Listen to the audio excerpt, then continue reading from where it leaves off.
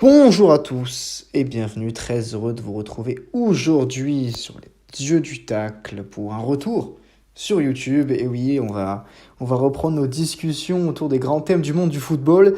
Et aujourd'hui, on file de nouveau en Italie pour parler de l'Inter. L'Inter qui pour beaucoup réalise une saison en demi-teinte avec à sa tête Simone Inzaghi qui sera au cœur de notre réflexion aujourd'hui. Et oui, la question elle est simple, sommes-nous trop durs avec Simone Inzaghi? Sommes-nous injustes avec l'entraîneur italien? Le contexte est simple, alors l'Inter a gagné son dernier match face au Lecce 2-0 assez confortablement, mais suite à la défaite face à Bologne, il y a de cela la semaine dernière, quelques jours, la présence de l'ancien entraîneur de la Lazio a été remise en question par beaucoup de supporters de l'Inter exaspérés de voir le club ne pas être à la hauteur, notamment en championnat. C'est pourquoi on va se poser la question simplement aujourd'hui, sommes-nous trop durs avec Simone Inzaghi? Je suis de l'avis que oui, de loin. L'exaspération des supporters est compréhensible après des défaites, pas mal de défaites, faut le reconnaître en championnat pour l'Inter, plus que ce à quoi nous, en tout cas, on se sera attendu pour une équipe comme l'Inter, surtout après la saison du titre avec Antonio Conte, une saison réussie pour la première Inzaghi. Des défaites surprenantes, certes, mais je ne peux pas m'empêcher de penser qu'on est trop dur avec l'Inter de Simone Inzaghi. Il y a plusieurs éléments qui entrent en compte pour approvisionner la réflexion. Tout d'abord, celui des résultats. Oui, l'Inter a perdu des matchs qu'il n'aurait pas dû perdre, notamment en début de saison, des défaites face au gros, sur des défaites 3-2 contre le Milan, la défaite contre la Roma, la défaite contre la Juventus, c'est pas une grande Juventus, 2-0. Mais si on fait le bilan comptable, purement comptable, l'Inter actuellement en championnat est deuxième, à 50 points, 2 points d'avance sur la Lazio, est en balotage favorable en Ligue des Champions, vainqueur 1-0 de Porto, une équipe jamais facile à manœuvrer en huitième des finales. Réponse la semaine prochaine pour savoir s'ils vont passer le tour, mais en tout cas ils sont en balotage favorable, après avoir notamment en phase de groupe muselé le FC Barcelone en les battant et en obtenant un point au Camp Nou. N'oublions pas que l'Inter a déjà remporté un trophée, quel que soit ce trophée. Ok, la Super Coupe d'Italie en Arabie Saoudite face au Milan. Mais les Super Coupes restent des trophées que l'Inter a remporté cette saison. Demi-finaliste de Coupe d'Italie contre la Juventus, ce sera le 4 avril prochain. D'un point de vue résultat, il n'y a absolument rien de scandaleux. Et n'oublions pas d'où vient l'Inter, de saison catastrophique, de non-qualification européenne consécutive. Ici, ce qui sort vraiment de la saison de Simone Inzaghi à la tête de l'Inter, sa deuxième saison, c'est de la continuité dans les résultats, de la cohérence. Et moi, j'applique cette continuité de résultats, cette cohérence, à celle des idées footballistiques. Alors, je suis personnellement un grand fan de ce qu'a fait Antonio Conte dans sa dernière saison à l'Inter. Je trouvais ça absolument fantastique. Et c'est l'une des raisons pour laquelle Inzaghi a été choisi, était très apprécié des dirigeants nerazzurri, tout simplement parce que ses idées footballistiques rejoignent celles d'Antonio Conte. L'idée était de donner de la continuité aux idées footballistiques développées au cours des 2 dernières saisons avec Antonio Conte. C'est un succès, pour moi c'est un succès. L'Inter n'est selon moi pas aussi forte sur le terrain que ce qu'elle pourrait être. Mais on reconnaît la patte cohérente d'un entraîneur qui ne va pas changer son dispositif, qui ne va pas changer sa manière de jouer qu'il a implémenté la saison précédente aux premières secousses ressenties par le bateau. Donc aujourd'hui, ça paraît presque anodin, hein, mais dans le football, aujourd'hui, on est à la recherche de résultats permanents, tout va très vite, il faut absolument satisfaire les demandes des dirigeants, sinon le poste est tout de suite menacé. Simone Inzaghi, lui, dégage une tranquillité, justement dans ses idées footballistiques. Il faut dire qu'il n'a pas eu la vie très facile, Simone Inzaghi. Si on regarde notamment les blessures, il a perdu des joueurs clés, notamment d'Antonio Conte à l'époque, Lukaku, qui s'est longtemps blessé, mais surtout, je pense, c'est à Marcelo Brozovic, longtemps blessé. Aujourd'hui encore, à l'heure où je vous parle, Skriniar n'est pas disponible. On parlera de Skriniar un petit peu plus tard, mais c'est vrai que c'est un absent de taille. Di Marco, qui est un joueur qui a explosé sous Inzaghi, c'est lui aussi blessé. Ça fait 2 matchs qu'il rate là, mais au fur et à mesure sur une saison, ce sont des absences qui comptent et avec lesquelles Simone Inzaghi a dû composer. Lui-même, Simone Inzaghi, toujours sur les idées footballistiques, a eu justement les idées assez claires en termes de recrutement, avec des joueurs comme Edin Dzeko. Alors ça paye pas de mine Edin Dzeko, on ne se dirait pas que c'est un joueur majeur, plus un joueur majeur en top niveau européen. Pourtant, il est deuxième meilleur buteur de Serie A, il est titulaire et de plus en plus indispensable au dispositif de l'Inter. Je pense à Hakan Çalhanoğlu, arrivé gratuitement du Milan, André Onana, encore une fois, l'alternance des gardiens, on en parlera, mais c'est très intéressant. Mkhitaryan, qui est venu pallier. Il y a eu un remodèlement dans le sens Mkhitaryan est parti prendre le rôle de Barella est parti un petit peu plus bas. Mais il faut dire que de ce point de vue-là, sans oublier Acerbi aussi, j'ai oublié Acerbi, défenseur central, ancien de la Lazio que Inzaghi a connu, lui aussi qui est venu faire du bien en défense centrale avec, on s'en souvient, l'irrégularité de Stéphane De Vrij.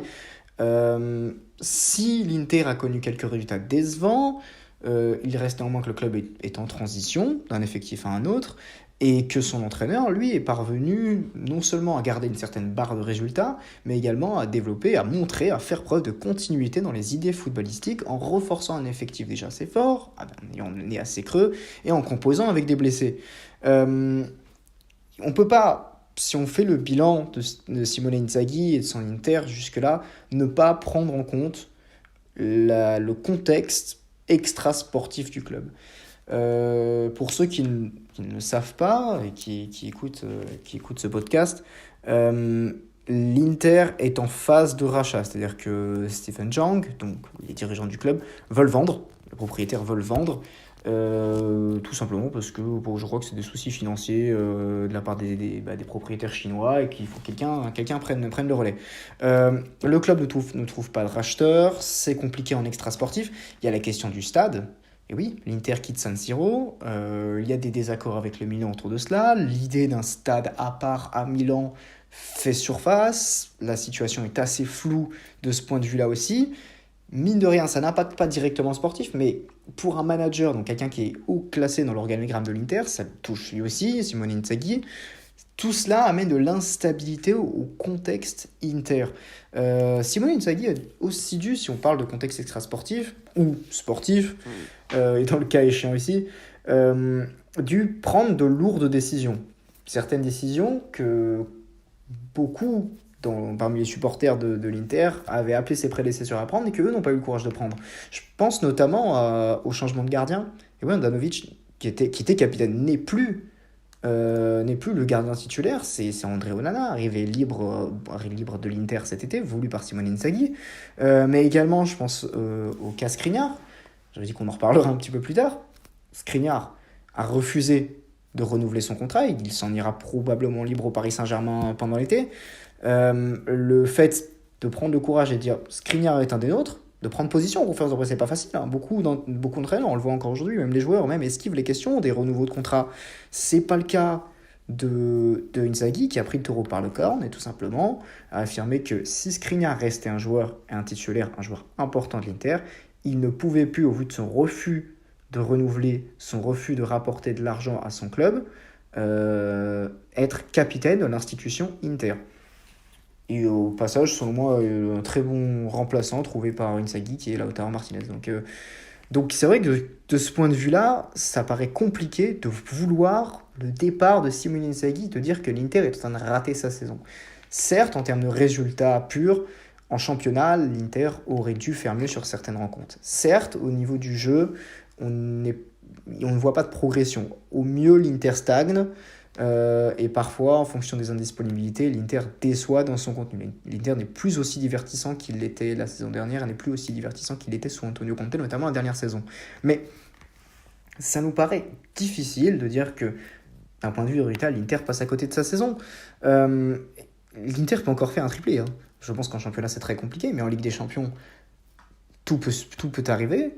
L'Inter a déjà gagné un trophée, l'Inter est en demi-finale de Coupe d'Italie, il reste la Juventus, une pâle Juventus au mieux, la Cremonese, adversaire tout à fait abordable, et la Fiorentina qui ne réalise pas forcément une très bonne saison, on va dire, sur ses terres, en Italie.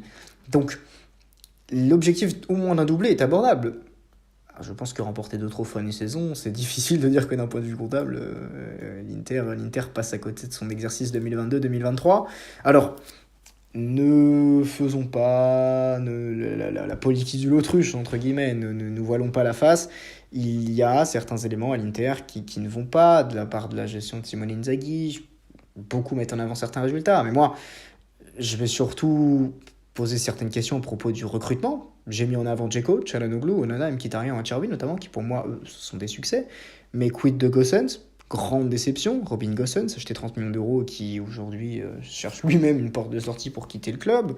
Le retour de Lukaku, catastrophique. Le pari Joaquin Correa, que Inzaghi connaissait bien la Lazio. Son association avec Dzeko ne fonctionne pas, c'est décevant.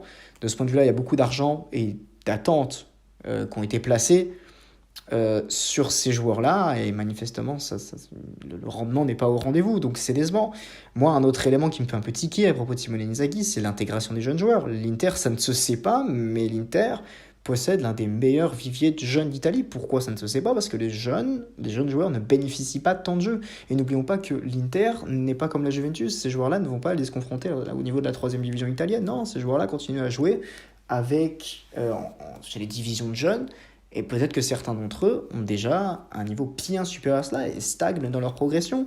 Moi, des joueurs comme Zanotti, Aslani, acheté à l'Empoli, alors lui, bon, il est déjà un petit peu plus âgé, mais il reste un jeune joueur qui bénéficie de très peu de temps de jeu. Raul Bellanova, lui aussi, qui avait été acheté, choisi par Inzaghi. Carboni, très peu de temps de jeu. Je me dis, voilà, l'intégration des jeunes joueurs, elle n'a pas cohérence. On a du mal à définir une politique claire de progression des jeunes joueurs beaucoup de près pour des joueurs qui s'épanouissent énormément dans d'autres clubs, qui voient de peu de perspectives de titularisation à l'Inter. Je pense à Pinamonti. Pinamonti, la raison pour laquelle il est parti. Il fait une super saison à l'Empoli. Je suis convaincu que Pinamonti aurait eu le niveau pour s'intégrer dans l'effectif de l'Inter. On le voit, voilà, si Dzeko assure, Lautaro assure, derrière Lukaku aucun rendement, derrière Correa aucun rendement, donc on se dit qu'un Pinamonti aurait totalement pu s'intégrer dans cet effectif-là. Pas du tout, il est parti de Empoli, l'Inter l'a vendu au Sassuolo, donc c'est pas bien compliqué, hein. Derrière, il y a pas mal d'exemples de jeunes joueurs qui ont quitté le club parce qu'ils ne bénéficient pas du temps de jeu escompté, arrivé à leur niveau. Donc de ce point de vue-là, c'est vrai que d'un point de vue recrutement et d'intégration jeunes joueurs, on peut sérieusement remettre en question la gestion de Simone Inzaghi. Mais il me semble difficile, au vu de la saison et des éléments exposés au cours de cette vidéo, de se dire que voilà, que Inzaghi fait une saison moyenne. Donc voilà mon impression des critiques et des volontés de l'ailleurs de la part des supporters de l'Inter envers Simone Inzaghi. Je pense que Simone Inzaghi est un très très bon entraîneur. Maintenant sous-coté, c'est fou de se dire que Inzaghi est sous-coté, mais il me semble qu'il l'est. Et personnellement, je suis très content qu'il soit à l'Inter et je le vois faire de très belles choses. Faut-il encore que les dirigeants gardent la tête froide et se disent que voilà, c'est vraiment le futur du club, il fait de très belles choses. Et lorsque les différentes situations, je pense de renouveau sportif dans l'effectif, comme je l'ai dit, un effectif en transition, quand le contexte extrasportif se sera calmé, alors on pourra enfin voir le meilleur de Simone Inzaghi et je pense que c'est l'entraîneur adapté pour l'Inter aujourd'hui. Voilà, c'est tout pour ce retour sur les dieux du tacle, du moins sous forme de vidéo. Chers auditeurs, j'espère que la vidéo vous a plu. Et n'hésitez pas à nous dire en commentaire ce que vous en pensez. Pensez-vous que nous sommes trop durs avec Simone Inzaghi et êtes-vous d'accord avec mon raisonnement? Tout ça, c'est dans les commentaires. Moi, je vous remercie de m'avoir accompagné pour ce podcast et je vous donne rendez-vous à très vite sur les dieux